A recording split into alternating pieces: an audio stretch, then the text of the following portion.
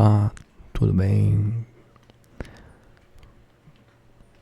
Parte 15, não, parte 16 do livro Na Hora do Adeus.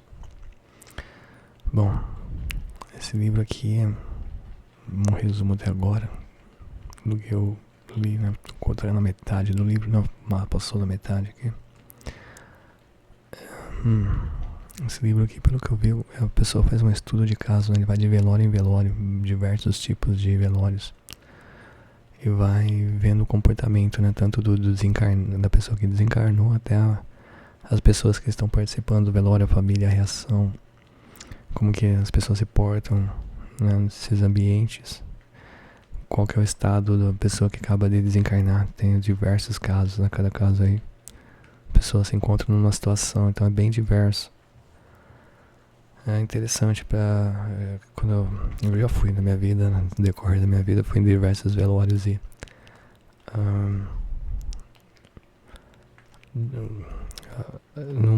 nunca parei para pensar, né, dos bastidores, né, nós como encarnados estamos participando do velório. Uma hora, depende da pessoa que está desencarnando no momento, é um sentimento que passa, né, cada um tem uma afinidade com determinadas pessoas. Em alguns a gente está mais abalado, mais triste, em outros nem tanto. Então, dependendo do caso, o nosso estado pode mudar, né?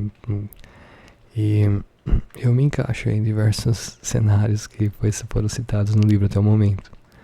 Mas é muito interessante saber a importância de algumas atitudes nesses lugares, quando nós vamos participar de um lugar desses aí, né? Até o dia que chegar a nossa hora do nosso desencarne, como que nós vamos estar também, né? Então é bem interessante esse livro. Ficou um pouco repetitivo até o momento, achei, que são diversos velórios, mas que é repetitivo no sentido de que é sempre velório, né? Mas cada um é um jeito, né? Então cada caso é um caso. Interessante saber ver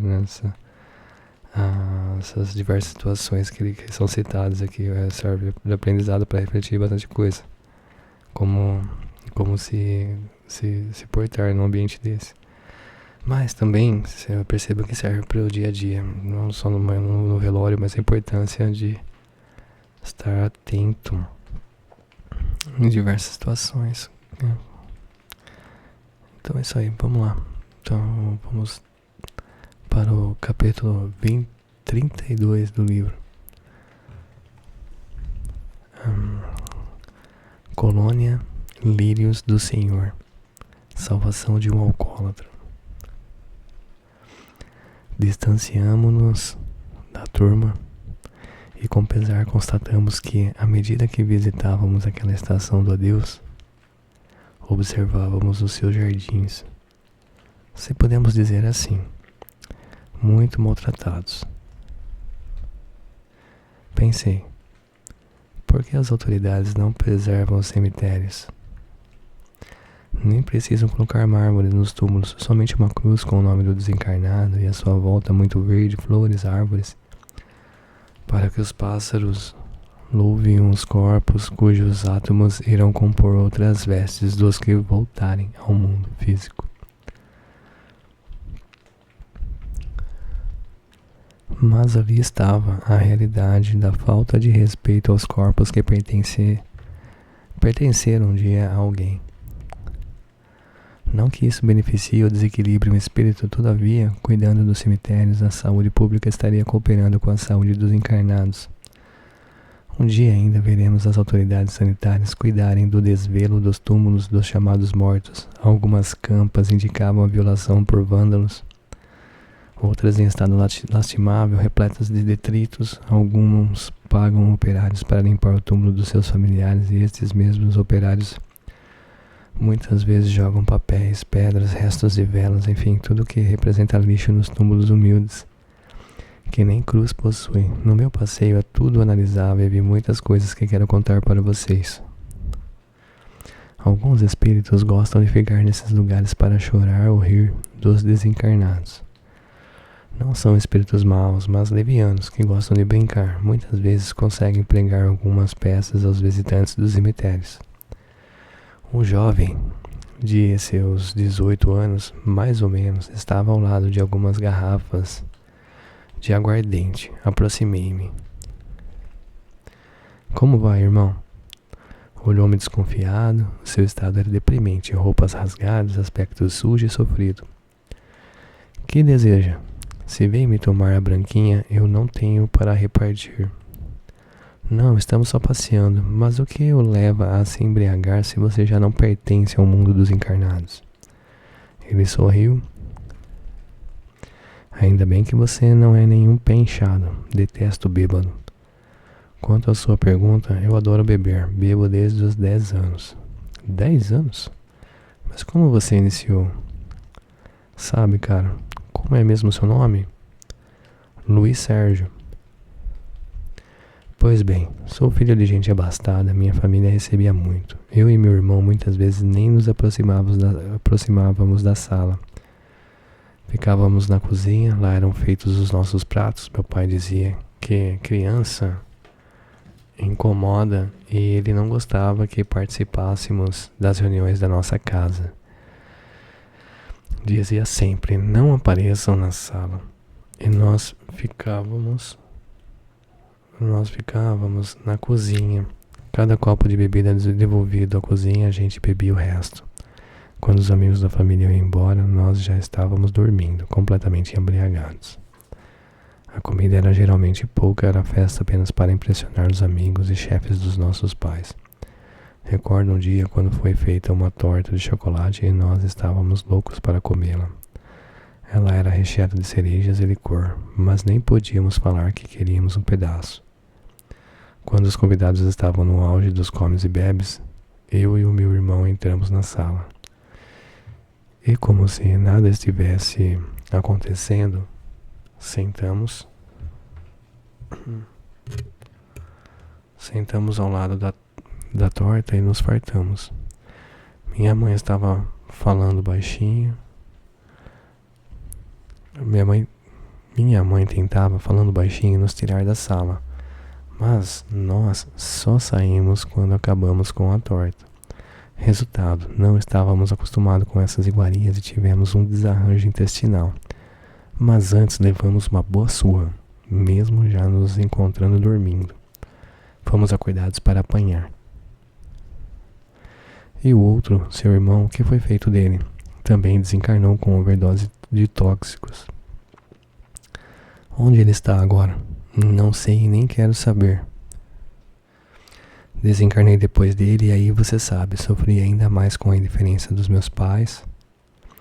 Com a morte de Diogo, a família me matou pelo esquecimento. Os meus pais, que jamais notaram Diogo, que o ignoraram sempre, com a sua morte viviam chorando como se fossem ótimos pais.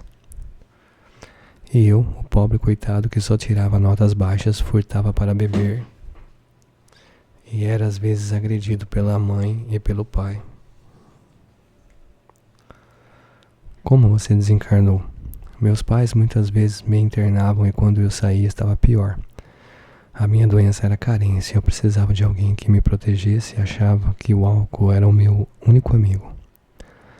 Em uma dessas internações, quando saí, fiz um coquetel de bebidas e entrei como alcoólico.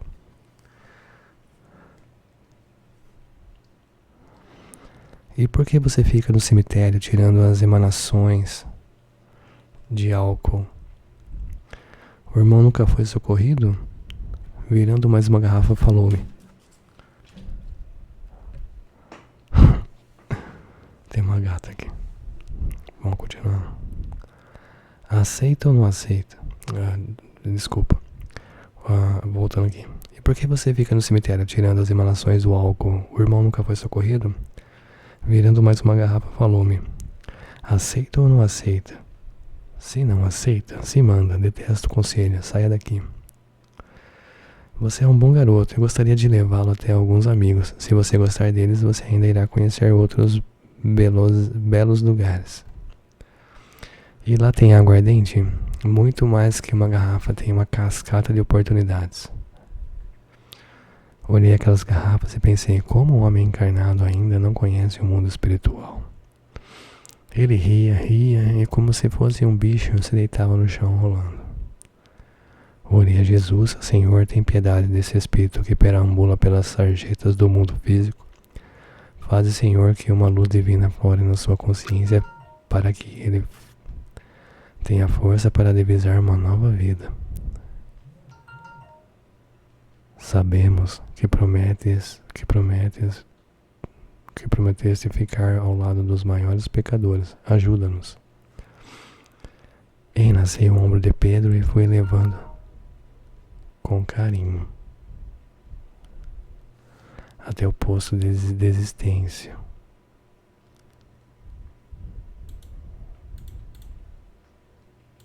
Voltando aqui, colocar meu celular no vibrador, no vibracal, né? Pra não fazer barulho aqui, fica chato. Bom, beleza, vamos lá, continuando aqui. Enlacei o ombro de Pedro Paulo e fui levando-o com carinho até o posto de assistência. Uma irmã sorridente nos recebeu. Oi, Pedro, seja bem-vindo. Nunca quiseste chegar nem perto do nosso chalé? Que bons ventos te trazem. Este cara disse que vai me levar para um alambique e uma refinaria de bebidas.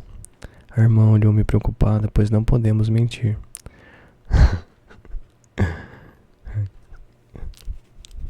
Bom, a irmã olhou-me preocupada, pois não podemos mentir. Irmã, M, trouxe o Pedro porque queria mostrar-lhe que além do túmulo existe uma nova vida. Um paraíso. Tô dando risada aqui porque ele falou pro cara que ia ter uma cascata de cachaça.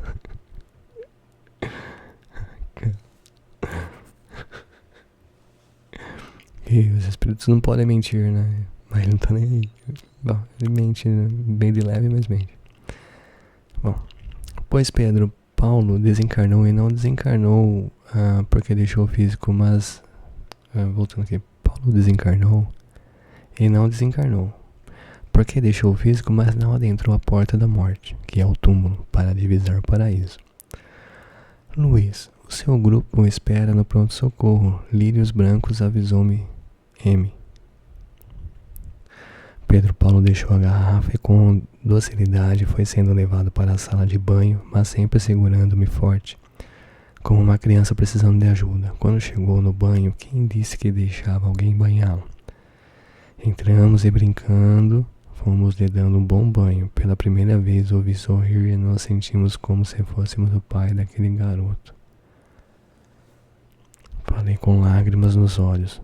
Como está bonito, irmão. Agora quero levá-lo para conhecer meus amigos. E a roupa, não vou tirá-la? Você não se importa de vestir uma roupa de internado? Não, quero é me livrar desta. O mundo espiritual nos ensina o trabalho. Se o irmão logo buscar um, terá condição de adquirir roupas novas. Não me fale em trabalho assim e me mando daqui. Calma, não está mais aqui quem falou. Zé Maria, um dos enfermeiros, trouxe uma roupa destinada aos doentes. Com que vesti Pedro Paulo, ele me pareceu bem mais jovem de quando junto àquele amontoado de garrafas, sempre bebedando. Confesso que não estava entendendo a felicidade da mudança de Pedro Paulo. Mas na hora em que Emily ofertou um caldo reconfortante, percebi algo estranho. Parecia-me que alguém estava por detrás de tudo isso. Que nós éramos apenas o meio que os socorristas encontraram para prestar auxílio a Pedro Paulo. Quando nos despedimos de M e saímos em busca do nosso grupo, encontramos Samuel, um irmão alto, forte e de vestes brilhantes. Obrigado, Luiz Sérgio, pela ajuda. Quem é o irmão? Somos socorristas do Senhor e há muito tentávamos levar Pedro Paulo para uma colônia. Mas como não podemos forçar ninguém, hoje aproveitamos o amor e o respeito do irmão para com ele e o atendemos. Mas eu não vou com você, cara, nem o conheço, protestou Pedro Paulo. Tem razão, amigo, o irmão não irá. O Luiz é quem vai levá-lo para o plano onde o irmão será beneficiado. Eu vou é para o paraíso. Aqui entre nós dizem que tem cada bebida. Samuel olhou-me preocupado. Irmão Luiz Sérgio, Pedro Paulo sabe para onde vai? Com o meu amigo vou até para o inferno, falou Pedro Paulo rindo. Samuel lhe disse, não, ele não vai te levar ao inferno, mas sim para o paraíso, como o irmão espera. Respirei aliviado, mas pensei, será que estamos fazendo tudo certo ou estamos entrando em trabalho que não entendemos? Samuel deu-nos algumas explicações, uns 20 espíritos reluzentes o acompanhavam. São os socorristas, aqueles que abnegadamente ficam nos lugares trevosos retirando os sofredores. E um trabalho de amor feito por espíritos missionários. Eles descem ao inferno para livrar os espíritos das chamas do mundo físico. Que Deus o acompanhe, Samuel. Ele parou, cheguei perto, peguei sua mão e a beijei. Ele me pareceu sem jeito, pois os bons espíritos não gostam de ser louvados. Irmão, não sei como lhe agradecer. Tome conta de Pedro Paulo e o leve até a colônia dos lírios do Senhor. O irmão Irim o espera. Irmão, não sei se poderei ir. Eu tenho um grupo de trabalho. O tarefeiro do Senhor não tem emprego e depois o trabalho do Senhor é um todo. E o irmão é um dos nossos auxiliares. Obrigado, mas antes me diga como pudemos ser úteis. Pedro confiou no irmão não só pela sua juventude, mas também porque você fala a linguagem dos jovens. A linguagem dos jovens? Indaguei surpreso. Deus o abençoe, desejou-me Samuel. E assim foi saindo devagar junto aos seus companheiros de socorro. E agora para onde me leva?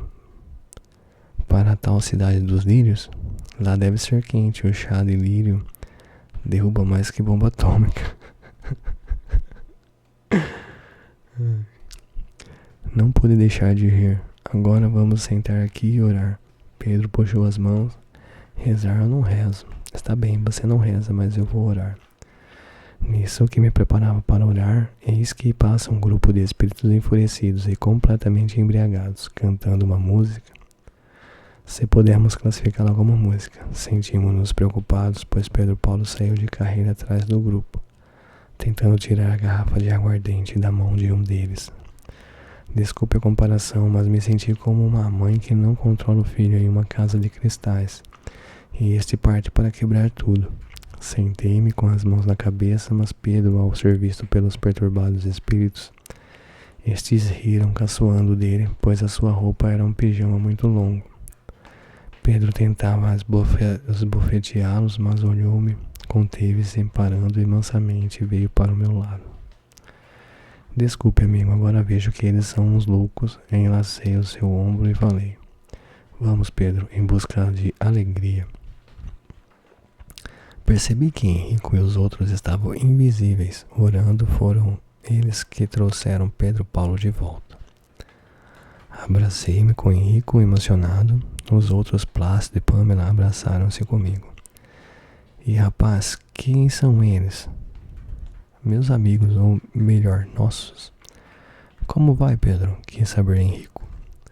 Ele não respondeu, procurando ficar ao meu lado em busca de proteção. Henrico olhou-me e saí com os outros na sua frente. Nessa hora atravessamos o cemitério e fomos até o comboio. Estava lotado, pude ver nele Samuel e outros socorristas. Não estava entendendo, pois não faço esse tipo de trabalho. Quando ouço uma risada, era o Enoque que ali se encontrava levando um grupo de irmãos que haviam desencarnado com overdose. Ficamos mais que contentes. Era o raiozinho de sol das nossas vidas, um garoto sorriso. Que faz aqui, frade? Pedro respondeu. Ele está me levando para passear. Raito nada disse, só passou a mão sobre a minha cabeça e como um pássaro voou para junto daqueles espíritos perturbados. Pelo tóxico, Pedro Paulo perguntou, quem é ele? É o sorriso do amor. Que? Esqueça, para mim ele é a esperança de uma juventude eterna. O comboio estava muito cheio e com pesar constatamos que a maioria era de jovens que estão morrendo de AIDS, droga e álcool. E a sociedade é a maior responsável por tudo isso. Comecei a olhar para os rostos de crianças de seus 13 anos, 15, 16, 17, quase todas suicidas inconscientes, causas das mortes, droga, alcoolismo, excesso de velocidade e irresponsabilidade dos pais. O filho recebe de tudo, só não recebe o Cristo, porque o Cristo ensina a renunciar em prol do próximo. Pedro falou-me: não gosto desta condução, só tem doido. Sabe, gosto é do álcool, até recomecei na maconha, mas ela não se dá com o álcool. Aí a deixei e fiquei só com ele. Detesto doidões, eles vendem até a sogra, falou rindo. Um irmão aproximou-se de nós e disse: na estação 88 os irmãos podem descer. E assim logo estávamos em um campo. A grama amarelada dava um aspecto estranho ao lugar. Caminhamos, não só nós, mas vários grupos. Chegamos a um lugar florido cujos portões pareciam de ferro, onde estava escrito: seja bem-vindo, colônia Lírios do Senhor. Notamos que Pedro estava adorando o passeio e sua vida deveria ser muito triste, vivendo junto às garrafas. Adentramos o pátio, parecia um tapete verde onde os lírios nos davam boas-vindas. Que lugar lindo, Luiz Sérgio. Aqui é que é o paraíso. Aliás, aqui que é o paraíso? Ele pergunta. É um pedaço dele. Aqui o irmão vai se conhecer melhor. Irmã Sabrine nos recebeu. É Pedro Paulo? Como me conhece? Samuel já nos falou do irmão. Virando-se para mim, Pedro disse: Samuel é aquele homem alto? É, ele é um dos mensageiros de Jesus. De Jesus? E ele existe mesmo? É verdade o que dizem aos carolas? Jesus, o governador da terra, é o caminho que nos leva a Deus. Você gosta dele, não é, Luiz Sérgio? Gostar é pouco, adoro Jesus Cristo. Ele é a mão amiga que vai tirando os obstáculos do nosso caminho. Pode levá-lo à ala 13, comunicou Sabrine. 13? Detesto 13, falou Pedro Paulo. Ninguém lhe deu bola e ele quietinho acompanhou-nos. Paramos em uma ala que mais parecia um hotel de veraneio, toda florida, mas com muitos doentes. Luiz, aqui é um sanatório de malucos e eu não sou maluco. Não, meu amigo, jamais nós iríamos fazer algo para você que o prejudicasse. Estamos aqui em uma colônia. Nada mais falou e logo descobriu um colega, correndo para perto dele. Como ficou feliz em reencontrá-lo. Aproveitamos para nos retirar. Jamais irei esquecer o olhar de carinho daquele jovem. Ele não encontrava palavras para agradecer-me por tê-lo levado para o paraíso, como ele dizia. Agora pergunto, por que a família não apresenta a Deus a seu filho, evitando o inferno dos vícios? Despedi-me e fui saindo, devagar. De repente alguém me chamou. Era ele, Pedro Paulo. Luiz, não me esqueça, volte sempre aqui, por favor, use o seu prestígio para que eu seja bem tratado aqui. Pedro, no mundo em que vivemos não existe pistolão, existem deveres e todos nós temos deveres uns para com os outros. Até um dia. Ele me assinou. Antes de me retirar, visitei toda a colônia e me assustei como aumentaram as colônias que abrigam alcoólatras. Tanto quanto os dos dependentes de drogas, reparei em uma garota que brincava com uma flor. Cheguei perto dela e ela me perguntou o que eu fazia ali. Falei sobre Pedro Paulo e pedi-lhe que ele desse uma força. Ela me prometeu que eu faria e me contou como se viciara no álcool. Tudo igual, os pais o consumiam socialmente e ela também, só que até essas tristezas da vida a levaram a tentar esquecê-las. Ingerindo cada vez mais, chegando até a beber os perfumes da mãe. Desencarnou muito cedo com parada cardíaca.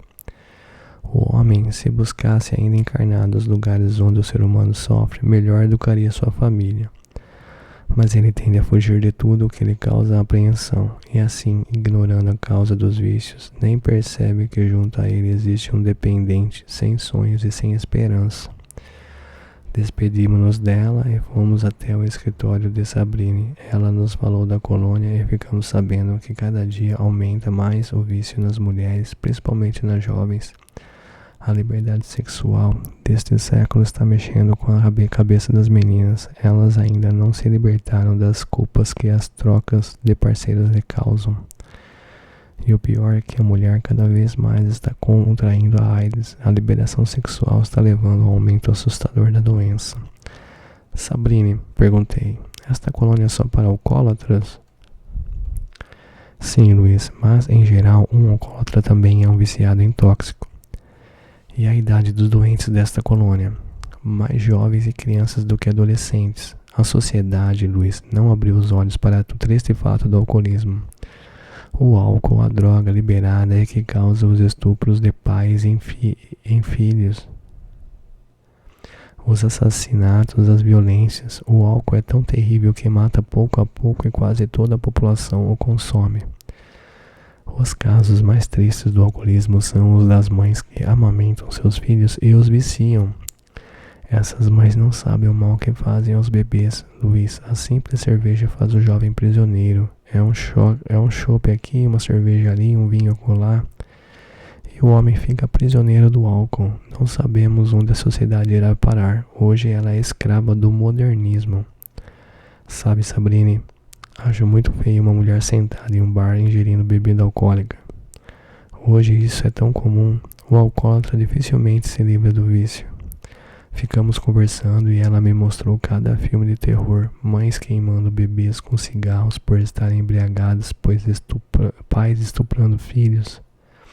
O álcool é uma droga silenciosa e permitida, consumida abertamente por executivos, governantes, enfim, autoridades. Deveria ser proibido que os meios de comunicação levassem aos lares, em novelas e filmes, cenas de pessoas consumindo bebida alcoólica. Irmã, é tudo tão difícil. Por detrás de tudo isso há um interesse econômico muito grande. Tem razão, nós somos uns sonhadores. É que cada dia chegam mais espíritos suicidas inconscientes e muito conscientes, presas do vício do álcool. Irmã, existem religiões que proíbem seus adeptos de ingerirem bebida alcoólica. Não adianta proibir, o que temos de fazer é elucidar a criança na tenra idade a fugir dos vícios. Não adianta levar um filho à evangelização infantil e os pais não darem o exemplo. Em qualquer festa, o álcool se torna um cartão de visita da casa. Ali ficamos muitas horas e quando saímos, que encontrei o nosso grupo. Abraçaram-me e eu lhes perguntei, abraçaram-me por quê? Henrico respondeu. Estávamos ao lado dos irmãos o tempo todo orando e os ajudando em silêncio. Henrico, eu sabia que uma força estranha me embalava ao espírito. Eram vocês, meus queridos amigos. Agora, por que de um momento para o outro me vi fazendo esse trabalho? Porque, Luiz, o chamado chega de várias maneiras e a qualquer hora. Ainda bem que o irmão não disse eu não posso, porque faço outro serviço. O irmão se desdobrou e levou um coração para Jesus. Não vou contar a vocês o que aconteceu, pois sabem de tudo, não é mesmo, Pamela? Não, Luiz, só sabemos das horas em que você precisou de ajuda, fora isso ficamos distantes. Fitei-a com carinho, está ficando igual a Karina e as outras, um anjo no meu caminho. Henrico falou-me que agora iríamos visitar as nossas casas, teríamos uns 2 dias de folga. Ia dar um grito de alegria, mas me contive. Estava morto de saudade dos meus entes queridos, vovó e vovô, e assim, quando chegamos ao portão da colônia, cada um foi para suas casas. Encontrei vovó conversando com uma amiga, Julieta, corri a abraçá-la e ela até chorou de alegria. Deixei-as conversando e fui correr no jardim, olhar as minhas flores, as orquídeas, e uma delas, a mais bonita, ofereci a alguém que amo tanto, dizendo: cuide de mim, segure as minhas mãos junto às suas e vamos escrever um livro de amor eterno. Cuide de mim, não deixe que ninguém escreva o meu nome em vão. Quero que as páginas dos nossos livros formem uma bandeira de amor e esclarecimento, onde eles chegarem, e que as minhas lágrimas junto às suas formem um riacho com as águas cristalinas dos ensinos espíritas. Amo você, amo você. E aqui eu encerro a parte 16. Até uma próxima.